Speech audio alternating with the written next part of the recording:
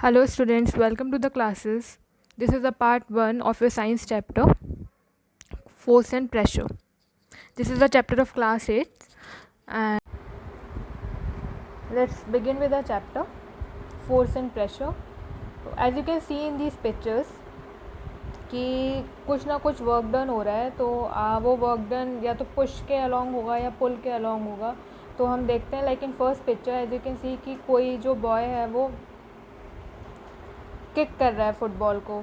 तो whether it is pushing और pulling, तो ऑब्वियसली पुल तो करेगा नहीं, पुश करेगा फुटबॉल को. And in second picture horse जो है वो क्या कर रहा है, पुल कर रहा है कार्ट को. थर्ड पिक्चर में one girl is reading the book, तो ना तो कोई पुश हो रहा है ना पुल हो रहा है. ठीक है, तो ऐसे करके बहुत सारी पिक्चर्स दी हुई हैं यहाँ पे और जिसमें अलग अलग वर्क हो रहा है. जैसे अगर हम फोर्थ पिक्चर में देखेंगे तो someone is taking a book, तो वो क्या कर रहा है, पुल कर रहा है, पुश तो नहीं कर रहा है. ठीक है, तो ऐसे ही इसमें बहुत सारी पिक्चर्स हैं जिनमें अलग अलग वर्क डन हो रहा है by the medium of pushing और पुलिंग. सो फोर्स देखते हैं. हमारा फर्स्ट टॉपिक जो रहेगा, first topic will be force.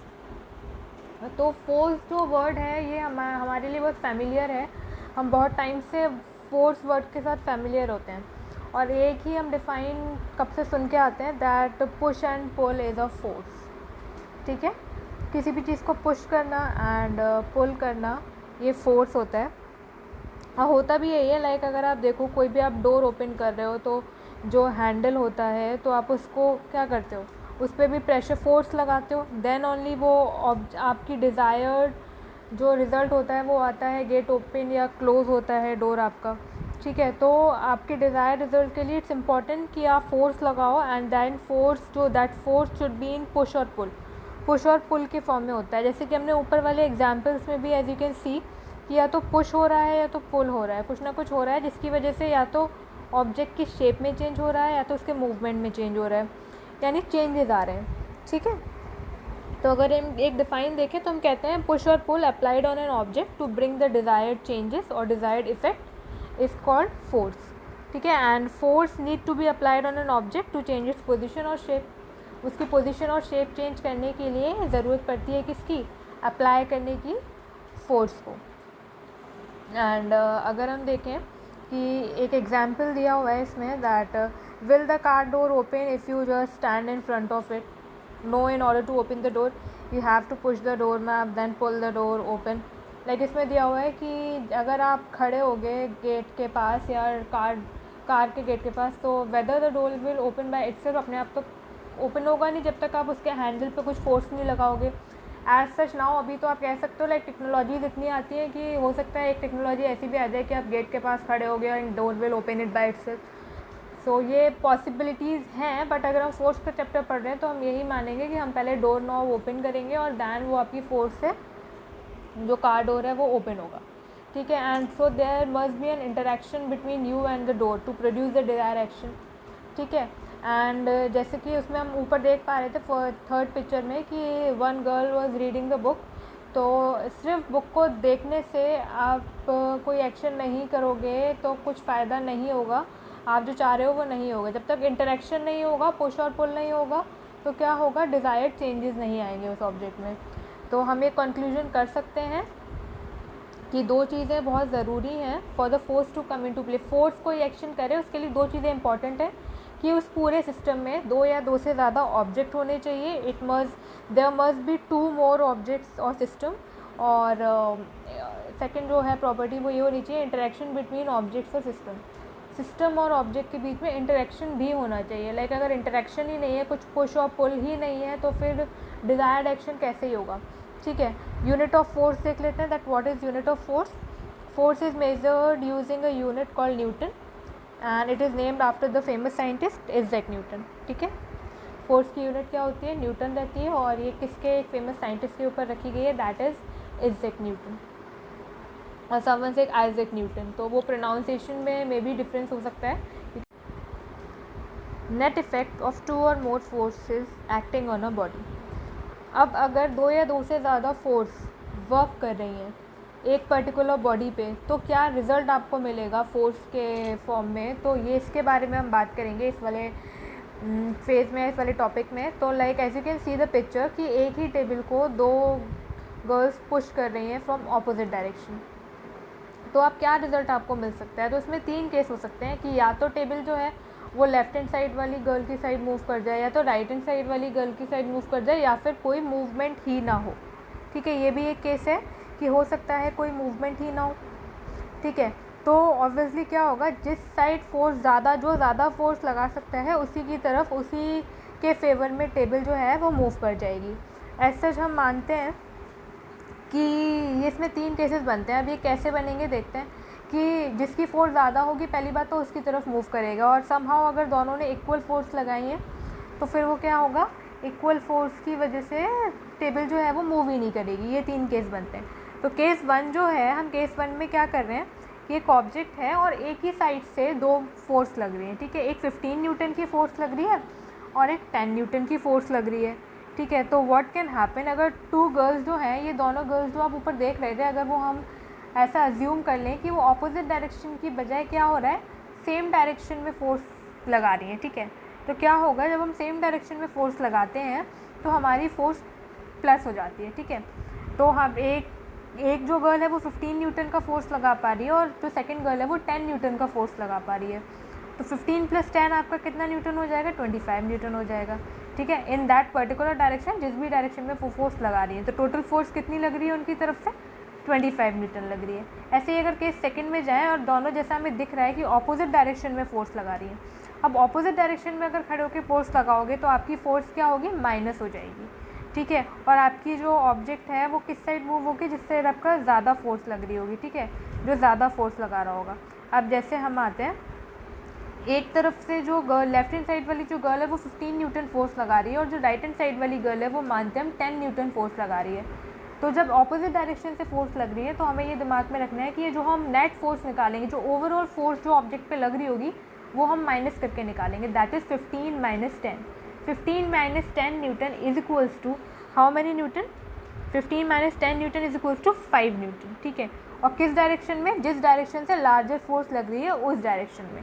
ठीक है, मूवमेंट होगा। ठीक है, और आपकी जो फोर्स लग रही है वो किसकी लग रही है, 5 न्यूटन, है ना। And has the table will move in your direction, मतलब इन योर डायरेक्शन का मतलब है कि टेबल जो है 15 न्यूटन जो फोर्स लगा रहा है उसके फेवर में टेबल मूव करेगी। ठीक है, वो जिस डायरेक्शन में ले जाना चाह रही है उस डायरेक्शन में जो है टेबल जाएगी। तो केस थर्ड देखते हैं, अगर दोनों ही इक्वल फोर्स लगा रहे हैं, हम मानते हैं दोनों फ्रेंड्स हैं और दोनों ही इक्वल अमाउंट की फ़ोर्स लगा पा रहे हैं। ठीक है, उधर जो लेफ्ट हैंड साइड पे जो गर्ल खड़ी है वो भी 15 न्यूटन की फ़ोर्स लगा रही है, और जो राइट हैंड साइड पे जो गर्ल खड़ी है वो भी 15 न्यूटन की फ़ोर्स लगा रही है। तो व्हाट इज़ द रिजल्ट, दोनों ही 15 न्यूटन की फ़ोर्स लगा रहे हैं, तो ओवरऑल जो फोर्स लग रही है वो कैसी लग रही है, 0 न्यूटन की लग रही है। तो 0 न्यूटन की फ़ोर्स लग रही है, तो क्या जब फोर्स ही 0 हो जा रही है तो क्या आप ऑब्जेक्ट को मूव करा पाओगे, वह टेबल विल मूव और नॉट मूव। तो ऑब्वियसली टेबल तो मूव करेगी नहीं अगर 0 न्यूटन की फ़ोर्स लग रही है। तो ये भी हमें 3 केस बनते हैं नेट इफ़ेक्ट के, नेट फोर्स निकालने के। तो ये वो तीनों फोर्स हैं, तीनों बेसिकली केसेस हैं जिसकी वजह से आप फोर्स निकाल सकते हो कि टोटल एग्जैक्टली नेट फोर्स कितना लग रहा है किसी भी ऑब्जेक्ट पे। अगर हम एक और एग्जांपल लें तो टग ऑफ वॉर का एग्जांपल होता है, जो इसमें हम बीच में जो रस्सी होती है और उसको पकड़ के जो खींचते हैं, that is tug of war. As I think picture में दे रखा होगा, नहीं दिया हुआ है। सो क्या होता है, तो उसमें भी ये होता है कि जो ज़्यादा, जिस तरफ ज़्यादा लोग होते हैं या जहाँ से ज़्यादा फोर्स लग रही होती है वो वाली जो साइड है वो जीत जाती है। ठीक है, वो वाला ग्रुप जो है वो विन करता है उसमें, बिकॉज आप जितना फोर्स लगाओगे उस तरफ सारे लोग आ जाएंगे, और जो आपकी रोप है वो आप उसको ज़्यादा अच्छे से पुल कर सकते हो। तो इफ़ेक्ट ऑफ फोर्सेस क्या होते हैं, what is effect of force. अब फोर्स है तो कुछ इफ़ेक्ट्स होंगे। तो फोर्स जब आप लगाते हो तो क्या क्या चेंजेस आपको देखने मिलते हैं, आप खुद से सोचो ज़रा। एक तो आप आई थिंक पोजीशन चेंज कर सकते हो, which you can C change in position, change in the state of motion and change in shape. आप चेंज इन पोजीशन कैसे करोगे, लाइक आप जो कैरम कॉइन होता है जब आप उसको हिट करते हो, जिसको स्ट्राइकर बोलते हैं, जब आप उसको स्ट्राइक करते हो या हिट करते हो तो क्या होता है, उसकी पोजीशन चेंज होती है ना। तो वो क्या हो गया, चेंज इन पोजीशन। लाइक आपने फुटबॉल को जब हिट किया तो उसकी भी पोजीशन चेंज की, तो वो भी एक एग्जांपल हो गया चेंज इन पोजीशन। यानी आप जब भी फोर्स लगा रहे हो तो आपका पोजीशन में क्या आ रहा है, चेंज आ रहा है। अब change in the state of motion, अब स्टेट ऑफ मोशन में आप कैसे चेंज करेंगे वो भी देख लेते हैं अपन। तो जब कार, जैसे स्टेट ऑफ मोशन क्या, जैसे अगर कार चल रही है तो आपने रोक दी, और रुकी हुई है तो आपने चला दी, तो वो मोशन का स्टेट चेंज हो गया है, ठीक है। जैसे a car start moving when the driver accelerate and stop when he applies brakes, ठीक है। जब वो ब्रेक अप्लाई कर रहा है तो कार रुक पा रही है, उसमें भी वो फोर्स लगा रहा है, और जब वो उसको एक्सेलरेट कर रहा है तो कार तेज़ चल रही है, इसका मूवमेंट बढ़ रहा है, तो वो भी आप इसकी स्टेट चेंज कर रहे हो, है ना। एंड फोर्स जो है वो किसी ऑब्जेक्ट को रोक भी सकती है और किसी को चला भी सकती है, लाइक मूविंग ऑब्जेक्ट को स्टेशनरी बना सकती है एंड स्टेशनरी ऑब्जेक्ट को मोशन में ला सकती है। This is the state change in a state of motion. Change in shape की बात करें तो आप शेप चेंज कर सकते हो, लाइक अगर आप रबर टॉय या पिलो को प्रेस करते हो तो क्या होता है कि उसका शेप चेंज हो जाता है। आप नीड करते हो, फ्लोर से डो बनाते हो, ठीक है, आटा गूँथते हैं, उसको बोलते हैं नीड करना। नीड गूँथना जो वर्ड है उसके लिए हम नीडेड यूज़ करते हैं, ठीक है। फ्लोर से आप डो बनाते हो तो उसका भी शेप चेंज हो जाता है, जैसा आप शेप में लाना चाहो उस शेप में ला सकते हो, ठीक है। रोलिंग पिन से जब आप उसको फ्लैट करते हो तो वही जो डो होता है वो आप फ्लैट हो जाता है पूरा। तो this is the change in shape because of force, ठीक है। ये समझ में आया होगा आपको इफेक्ट ऑफ फोर्सेस क्या होते हैं। तो अगर हम देखें तो टाइप ऑफ फोर्सेस की बात करें तो फोर्सेस की टाइप की बात करें तो बेसिकली दो तरीके के होते हैं टाइप ऑफ फोर्सेस में, एंड जो कि दो ऑब्जेक्ट्स के इंटरेक्शन या दो सिस्टम के इंटरेक्शन की वजह से टाइप ऑफ फोर्सेस आते हैं, फोर्स कोई लगती है और हमें डिज़ायर्ड रिजल्ट देखने मिलते हैं। तो एक होता है कॉन्टैक्ट फोर्स और एक होता है हमारा non contact force. Contact force नाम से ही समझ में आ रहा है कि जब दो चीज़ों का फिजिकल कॉन्टैक्ट होता है तो हम उसको बोलते हैं कॉन्टैक्ट फोर्सेस। दो objects, contact forces are those forces which act only when objects are in physical contact. ये फोर्सेस सिर्फ तभी अप्लाई होती हैं जब क्या होता है, दो ऑब्जेक्ट फिजिकल कॉन्टैक्ट में आते हैं, अदरवाइज़ ये फोर्सेस अप्लाई नहीं होंगी। कॉन्टैक्ट फोर्सेस के एग्जाम्पल अगर हम देखना चाहें तो पहला एग्जाम्पल होता है हमारा मस्कुलर फोर्स, ठीक है। ये एक फिजिकल फोर्स है जो कि मसल्स लगाती हैं और डिफरेंट ऑब्जेक्ट पे। एग्जाम्पल देखें तो हॉर्स पुलिंग अ कार्ट, तो वो मसल वर्क हो रहा है हॉर्स की जिसकी वजह से कार्ट पुल हो पा रही है, तो वो उसके साथ कहीं ना कहीं फिजिकली कनेक्टेड है कार्ट के साथ, दैट्स वाई उसकी मसल जो वर्क कर रही हैं, मसल्स जो फोर्स लगा रही हैं उसका इफेक्ट जो है वो वर्क में आ रहा है, कार्ट आपकी पुल होके आ रही है। A boy pushing a ball, a girl pulling the door open, etcetera. In all these muscular forces directly applied on the object, ठीक है, ये समझ में आया होगा। इसके बाद आता है फ्रिक्शनल फोर्स। फ्रिक्शनल फोर्स भी क्या होती है, कॉन्टैक्ट फोर्स ही होती है। Frictional force is basically opposing force. किसी भी मूविंग ऑब्जेक्ट को रोकने के लिए जो फोर्स लगती है उसको स्टेशनरी में लाने के लिए या उसका एक्सेलरेशन कम करने के लिए, जो रिटार्डेशन लाने के लिए जो फोर्स लगती है वो फ्रिक्शनल फोर्स होती है, ठीक है। और ये एक कॉन्टैक्ट फोर्स होती है, जब तक दो ऑब्जेक्ट कांटेक्ट में नहीं आएंगे वो किसी भी स्पीड को कम नहीं कर पाएगी, किसी के भी मोशन को कम नहीं कर पाएगी और रोक नहीं पाएगी अगर कांटेक्ट नहीं हुआ है दो बॉडीज़ के बीच में, ठीक है। तो फ्रिक्शनल फोर्स भी एक कांटेक्ट फोर्स का ही एक एग्जांपल है। तो now let's come to non contact forces. ये फोर्सेस वो होती हैं जो बिना कांटेक्ट में आए भी, बिना फिजिकल कांटेक्ट में आए भी अपना वर्क कर सकती हैं, ठीक है। जिससे आया ग्रेविटेशनल फोर्स। ग्रेविटेशनल फोर्स के लिए ये तो ज़रूरी नहीं है कि आपका हमेशा कनेक्शन बना होना चाहिए अर्थ से, ठीक है, आप फिजिकली कांटेक्ट में रहने चाहिए। ये कहीं भी ऐसा नहीं है। ग्रेविटेशनल फोर्स के केस में अगर आप ऊपर से कोई बॉल थ्रो करते हो तो वो नीचे की तरफ ही जाती है अर्थ की तरफ, that is because of gravitational force, जो कि नॉन कॉन्टैक्ट फोर्स हमें पता चल रहा है, ठीक है। तो ग्रेविटेशनल फोर्स का अगर हम डिफाइन यूज बताना चाहें तो बता सकते हैं, द फोर्स और pull exerted by the earth on an object that pull it down is called gravity और ग्रेविटेशनल फोर्स, ठीक है। ग्रेविटेशनल फोर्स किसी भी और प्लानट का भी हो सकता है, ऐसा नहीं है कि सिर्फ अर्थ का ही होता है। एंड ये एक नॉन कॉन्टैक्ट फोर्स है जो कि हम देख पा रहे हैं और ये लार्ज डिस्टेंस से भी वर्क करती है, ठीक है। ऐसा नहीं है कि हम बहुत दूर चले जाएंगे तो फिर ग्रेविटी ख़त्म हो जाएगी, बट हाँ कभी कभी ऐसा होता है कि कहीं पे ग्रेविटी कम ज़्यादा का थोड़ा सा फ़र्क पड़ता है, बट ऐसा नहीं है कि ग्रेविटी बिल्कुल ही कहीं ख़त्म ही हो जाएगी। स्पेस में ग्रेविटी नहीं होती है, as we can see the earth exert gravity on all object. सारे ऑब्जेक्ट पे अर्थ की ग्रेविटी लगती है। It tends to pull everything towards it, हर किसी को अपनी तरफ ही खींचती है ग्रेविटी, हमें पता है। एंड ग्रेविटेशनल फोर्स जो है वो डिपेंडेंट होती है मास ऑफ द ऑब्जेक्ट पे एंड इट प्रेजेंट एवरीवेयर, ठीक है, मास पे ये डिपेंड करती है gravity. It acts between all object irrespective of their shape, sizes and nature. Every object attracts every other object in this universe, ठीक है। ये बिल्कुल परफेक्ट है कि हर ऑब्जेक्ट दूसरे ऑब्जेक्ट पे फोर्स लगाता है, एक दूसरे में अट्रैक्ट करता है, पर हम इस ऑब्जेक्ट की जो पुल जो चलता है बीच में, जो फोर्स ऑफ अट्रैक्शन जो रहता है वो हम इतना नेग्लिजिबल होता है कि हम उसको महसूस फील नहीं कर पाते हैं, उसको देख नहीं पाते हैं, ठीक है। और हम ये भी कह सकते हैं कि वो इक्वल एंड ऑपोजिट होता है, तो वो एक दूसरे को कैंसिल भी कर देता है, तो हमें वो दिखाई नहीं देता है कि दोनों चीज़ें एक दूसरे को पुल कर रही हैं। एंड और हमको ये then we can see object being pull towards earth because the mass of the earth is very high. Earth का मास बहुत ज़्यादा है, इसीलिए हम देख पाते हैं कि ऑब्जेक्ट जो है वो ग्रेविटी की वजह से किसकी तरफ आ रहा है, अर्थ की तरफ आ रहा है। Hence a large gravitational force act on all object, ठीक है। तो हर ऑब्जेक्ट पे एक ग्रेविटेशनल फोर्स जो है वो वर्क करती है, and gravitational force is more predominant in case of a large masses and such as the mass of the earth, planets etcetera. And gravitational force के बारे में इतना लाइक सफिशेंट है आपके लिए अभी। कैरेक्टरिस्टिक्स ऑफ ग्रेविटेशनल फोर्स की बात करें तो एक नॉन कॉन्टैक्ट फोर्स है, इसमें फिजिकल कॉन्टैक्ट का ज़रूरत नहीं होता है। इट एग्जिस्ट अमंग सारे मटेरियल्स में एग्जिस्ट करता है। एंड ग्रेविटेशनल फोर्स जो है जैसे जैसे बहुत ज़्यादा जब आपकी डिस्टेंस इंक्रीज़ करती जाएगी तो ग्रेविटेशनल फोर्स दो ऑब्जेक्ट के बीच में डिक्रीज़ भी करता जाएगा, ठीक है। एंड मैग्नेटिक फोर्स की बात करें तो जैसे कि हमने देखा कि मैग्नेटिक फोर्स जो क्या होता है, हमने पहले भी पढ़ा था कि मैग्नेटिक फोर्स मैग्नेट से लगता है ना। आपको इसकी कुछ प्रॉपर्टीज़ होती थी जो हमने पिछली क्लास में पढ़ी, एक बार उनको रिकॉल कर लेते हैं। कि फ्रीली सस्पेंडेड जो मैग्नेट होगी, फ्रीली सस्पेंडेड मतलब अगर आप उसको फ्रीली आपने सस्पेंड कहीं पे लटका के रखा हुआ है या उससे किसी थ्रेड से उसको सस्पेंड करके रखा हुआ है, तो क्या होगा, वो हमेशा नॉर्थ साउथ की ही डायरेक्शन में अपने आप को अलाइन कर लेंगी, है ना।